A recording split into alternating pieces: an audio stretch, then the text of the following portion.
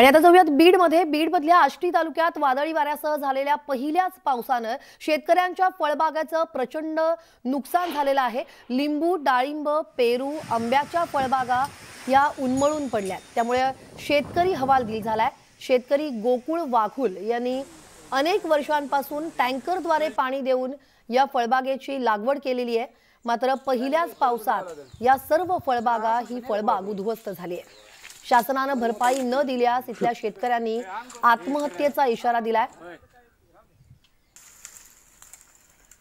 पहिल्याच पावसामुळे इथला शेतकरी हा हवालदिल झालाय। ढगफुटी सदृश्य पाऊस सुरू झाला तो सुमारे 3.5 तास हा पाऊस चालू राहिला आणि गावातील सर्व पाझर तलाव, मायनर इरिगेशन तलाव, नाला बर्डिंग सर्व ओव्हरफ्लो होऊन गावाच्या शिवाराच्या बाहेर पाणी गेलं। त्यामुळे शेतकऱ्याचं मोठं नुकसान झालं। बांध बंदिस्ती फुटल्या, अनेक ठिकाणी फळबागांचं नुकसान झालं। त्याचप्रमाणे मका वगैरे ही जी पिकाचं नुकसान झालेलं आहे। रस्त्याचं पण अनेक ठिकाणी पूल तुटलेत, अनेक ठिकाणी रस्त्यावर पाणी आल्यामुळं डांबरीकरण खचलं। अशा प्रकारचं शेतकऱ्याचं नुकसान झालेलं आहे। ताली फुटलेल्या आहेत। अचानक असं वरुण राजा आला की त्याच्यात पाऊस कमी आणि वारा भरपूर आला। पाऊस तर उलशिकच झाला, पण वारा असा होता की लिंबुनीचे झाडं, डाळिंबाचे झाडं, आंब्याचे झाडं हे प्रचंड उद्ध्वस्त होऊन बसले।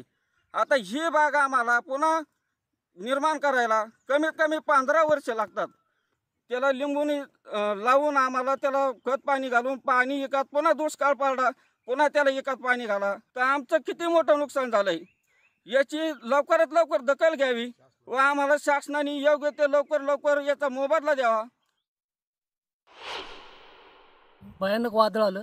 त्या वादळामध्ये आमची झाडं, ज्या झाडांवरती आमचा शेतकरी अवलंबून आहे अशी झाडं जमीनदोस्त झालीत आणि त्या झाडांचा मोबदला आमच्या शेतकऱ्यांना लवकरात लवकर मिळावा आणि जी विमा रक्कम आमच्या शेतकऱ्यांच्या खात्यात लवकरात लवकर जमा व्हावी।